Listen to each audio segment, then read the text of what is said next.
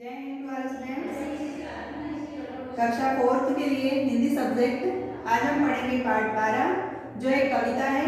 ये कविता सर्कस के बारे में दी हुई है कि आप सब मेले में जाते होंगे और कहीं पर सर्कस जहाँ लगती है वहाँ आपने देखी भी होगी कि सर्कस में क्या होता है। वहाँ नए नए करतब दिखाए जाते हैं इंसानों और जानवरों के द्वारा और बहुत ही मनोरंजक जगह होती है जिसे सब पूरे उत्साह के साथ देखना पसंद करते हैं। तो आइए देखते हैं हमारी कविता इसी पर आधारित है, सर्कस के बारे में इसमें दिया हुआ है।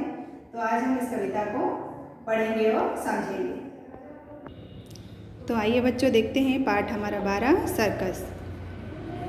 इसमें कवि कहते हैं, होकर कौतूहल के बस में गया एक दिन मैं सर्कस में, भय विस्मय के काम अनोखे देखे बहु व्यायाम अनोखे। इस कविता में कवि कह रहे हैं कि होकर कौतूहल के बस में मतलब कि मतलब आश्चर्य में होकर मैं एक दिन जिज्ञासावश मतलब कौतूहल मतलब जिज्ञासा या आश्चर्यचकित होकर मैं ये सर्कस देखने के लिए गया कि आखिर सर्कस में होता क्या है। मेरे मन में उसे देखने की बहुत जिज्ञासा है। तो वो कवि जाते हैं सर्कस देखने के लिए। तो क्या देखते हैं, भय विस्मय के काम अनोखे देखे बहु व्यायाम अनोखे। वहाँ पर कवि सर्कस में जाकर डर और आश्चर्य के वहाँ पर अनोखे अनेक खेल देखते हैं, है ना, व्यायाम और बहुत तरह की व्यायाम देखते हैं जो जानवरों और मनुष्य द्वारा वहाँ पर दिखाए जाते हैं। तो कवि कौतूहल और जिज्ञासा के वश में होकर सर्कस देखने जाते हैं और वो वहाँ यह देखना चाहते थे कि सर्कस में आखिर होता क्या है।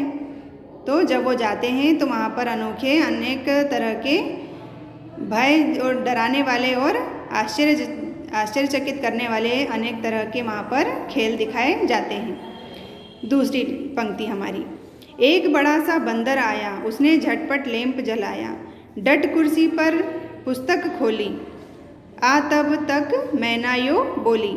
इस पंक्ति का अर्थ है, कवि कहते हैं कि जब वहाँ पर सर्कस में मैं गया तो वहाँ पर अनेक तरह के व्यायाम और अनोखे करतब दिखाए जा रहे थे। तो उसमें एक करतब क्या था कि बंदर झटपट आता है वहाँ पर और आकर क्या करता है, लैंप जलाता है। देखिए यहाँ चित्र में भी दिखाया गया है ना, ये बंदर झटपट आता है और कुर्सी पर बैठकर कुर्सी पर बैठ जाता है, लैंप जलाता है और पुस्तक खोल लेता है। और तब फिर क्या होता है, आ तब तक मैना यो बोली, और तभी वहाँ पर एक मैना आ जाती है और वो बंदर से क्या कहती है, वो अगली पंक्ति में देखते हैं। ठीक है, तीसरी वाली, हाजिर है हुजूर का घोड़ा, चौक उठाया उसने कोड़ा, आया तब तक एक बछेरा, चढ़ बंदर ने उसको फेरा। इस पंक्ति का अर्थ है कि इसमें कवि कह रहे हैं कि जब बंदर कुर्सी पर बैठकर पुस्तक खोलता है, लैंप जलाता है, तो तब वहीं पर मैना आकर क्या बोलती है कि हाजिर है हुजूर का घोड़ा, मतलब मैना बंदर से कह रही है कि आपका घोड़ा तैयार है। और वो घोड़ा उठाता है और तब तक एक बछेरा मतलब कि घोड़े का बच्चा वहाँ आता है ना, और वो क्या करता है, बंदर उस बछेरे पर मतलब कि घोड़े के बच्चे पर चढ़कर उसे घुमाता है इधर उधर, मतलब सर्कस के मैदान में घुमाता है। नेक्स्ट, टट्टू ने भी किया सपाटा, रस्सी फांद चक्कर काटा, फिर बंदर कुर्सी पर बैठा, मुंह में चुरुट दबाकर ऐठा। इस पंक्ति में कवि कह रहे हैं कि जब मतलब बछेरा या छोटे घोड़े को टट्टू भी कहते हैं ना, तो वो आता है और बंदर उसे इधर उधर दौड़ाता है और वहाँ पर रस्सियों पर से भी उसे कुदाता है ना, रस्सी फांद चक्कर काटा मतलब कि बंदर उसे इधर उधर रस्सियों पर से कुदाता है और उस मैदान में, सर्कस के मैदान में उसे इधर उधर घुमाता है।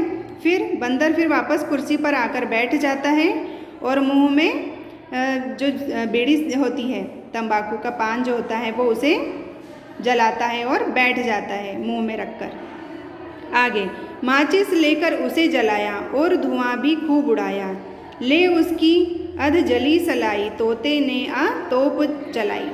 फिर आगे क्या होता है, फिर कवि कहते हैं कि फिर क्या हुआ सर्कस में आगे कि जो बंदर कुर्सी पर आकर बैठ जाता है उसके मुंह में बीड़ी होती है, उसे वो जला लेता है। और फिर अगले करतब में क्या होता है कि एक माचिस लेकर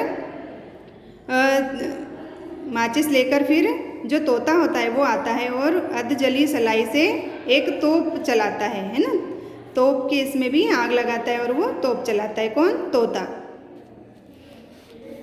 आगे, एक मनुष्य अंत में आया, पकड़े हुए सिंह को लाया, मनुज सिंह की देख लड़ाई की मैंने इस भांति बढ़ाई। फिर अगले कर्तव्य में क्या होता है कि एक मनुष्य आता है, मनुज मतलब मनुष्य है ना। एक मनुष्य आखिरी में आता है और वो क्या करता है, वो एक शेर को पकड़ कर लाता है। सर्कस के जो कर्तव्य चल रहे हैं उसके बाद उसी समय मतलब वहाँ पर एक मनुष्य आता है और शेर को पकड़ के लाता है और फिर उन दोनों के इसमें कुछ लड़ाई होती है। मनुज मतलब मनुष्य और सिंह, मतलब मनुष्य और सिंह की जो कर्तव्य होता है वो होता है। और उसे देखकर मैं बहुत खुश हो गया, और मतलब इस सीन को देखकर या इस दृश्य को देखकर मैं बहुत ही खुश हो गया और उनकी बढ़ाई करने लगा कि ऐसी सर्कस तो मैंने कभी नहीं देखी जहाँ जानवर जो सबसे डरता है, मनुष्य जो शेर होता है वो सब को डराता है और जो डराने वाला होता है उसी को मतलब मनुष्य पकड़ कर ला रहा है। ऐसी एक अनोखी घटना वहाँ उसे देखने को मिली। उसे देखकर वो बहुत ही आश्चर्य कर रहा था और बड़ाई भी कर रहा था। आगे देखते हैं, देखिए, कहीं साहस जन डरता है, नर नाहर को वश करता है। मेरा एक मित्र तब बोला, भाई तू भी है बस भोला। मतलब ये दृश्य वो देखकर बड़ा ही आश्चर्य कर रहा था कि कहीं साहसी जन डरता है क्या कोई। जैसे ये यहाँ सर्कस में देखिए, ये बहुत ही साहसी है और शेर भी साहसी होता है, लेकिन ये शेर से न डरकर उसके सामने आता है। और नर मतलब मनुष्य और नाहर मतलब शेर, तो नर नाहर को वश करता है। वो ये सीन देखकर बहुत ही आश्चर्य करता है कि जो मनुष्य डरता है जानवरों से और जो शेर होता है बहुत ही हिंसक होता है और जंगल का राजा होता है, एक मनुष्य इतने हिंसक जानवर से कैसे मतलब साहस दिखा रहा है और उसे अपने वश में कर रहा है। इस घटना के होते ही एक मित्र मतलब कवि का जो मित्र होता है वो उससे कहता है कि अरे मित्र तू भी कितना भोला है ना। सर्कस में तो ये सब होता है। आगे, यह सिंही का जना हुआ है किंतु सियार बना हुआ है। यह पिंजरे में बंद रहा है, नहीं कभी स्वच्छंद रहा है। इस पंक्ति में कवि कह रहे हैं कि सिंह के साहस और उसके हिंसक व्यवहार से सभी परिचित हैं, परंतु सर्कस में वह डरा सा रहता है ना। वो डर कर रहता है और डर कर रहना तो किसका प्रतीक है? सियार का, है ना। सियार डरता है, लेकिन यहाँ पर तो उल्टा हो रहा है कि सर्कस में शेर डर रहा है। जो जंगल में राज करता है वो यहाँ पर डर कर रह रहा है ना। तो सर्कस में वह डर सा रहता है और डर कर रहना तो सियार का प्रतीक है ना। डरपोक का कायरता का प्रतीक है और ऐसे डरपोक को क्या कहते हैं? सियार कहा जाता है। इसी प्रकार सियार यहाँ पर बना हुआ है ना। सर्कस में शेर सियार बना हुआ है। आगे, छोटे से यह पकड़ा आया, मार मार कर गया सिखाया। अपने को भी भूल गया है, आती इस पर मुझे दया है। इस पंक्ति में कवि कहते हैं कि सिंह यहाँ पर स्वतंत्र रूप से जंगल में विचरण करता है, लेकिन यहाँ पर तो वो एक मतलब पालतू जानवर जैसा बना हुआ है ना। जंगल में तो शेर साहसी पशु बनकर इधर उधर घूमता है, सभी जानवरों का शिकार करता है, उन्हें मारता है, इसलिए कोई उसके पास नहीं जाता है। लेकिन यहाँ पर तो उल्टा ही हो रहा है कि वो पिंजरे में बंद रहता है। इसके बचपन में ही यहाँ पर ले आया गया होगा और उसे मार मार कर सर्कस के कर्तव्य सिखाए गए थे।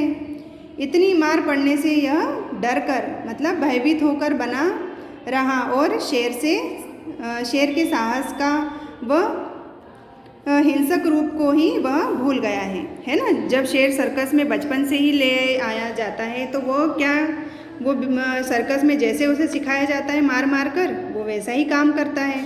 वो अपना मूल रूप भूल जाता है कि मैं तो जंगल का राजा हूँ, मैं सबका शिकार कर सकता हूँ, ये सारी चीज़ें वो भूल जाता है। और मार पड़ने पर उसे जैसा सिखाया जाता है वो वैसा ही बन जाता है। उसके जो सर्कस का जो होता है कर्तव्य दिखाने वाला, उसके इशारों पर ही वो करता है, वो जैसे इंस्ट्रक्शन देता है, जैसे करने को कहता है शेर वैसे ही करता है, क्योंकि उसे मार का डर रहता है। तो यहाँ पर शेर सियार जैसा बन गया है ना, और वो अपना जो शेर का जो अस्तित्व है उसे ही भूल गया है यहाँ पर। तो ये हमारी कविता थी जिसे मैंने आपको समझाया इस वीडियो में। आप भी इसे वीडियो को अच्छे से देखिए और इस कविता को समझिए। मैं इसका PDF जो बैक एक्सरसाइज वगैरह है ये मैं आपको सेंड कर दूंगी कल। आज इस वीडियो को अच्छे से देखिए और समझिए। इस कविता के कवि का नाम मैथिली शरण गुप्त है, इसे भी आप अच्छे से याद कीजिए। आज के लिए इतना ही, धन्यवाद।